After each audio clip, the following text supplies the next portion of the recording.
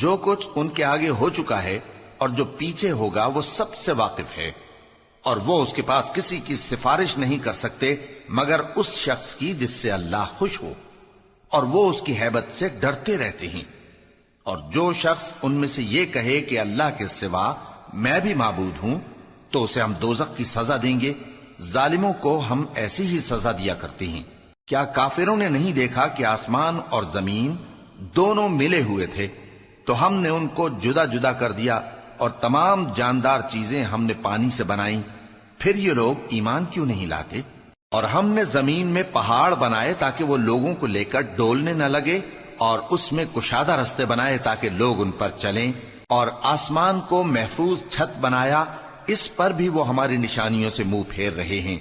اور وہی تو ہے جس نے رات اور دن اور سورج اور چاند کو بنایا، یہ سب اپنے اپنے مدار میں تیر رہے ہیں۔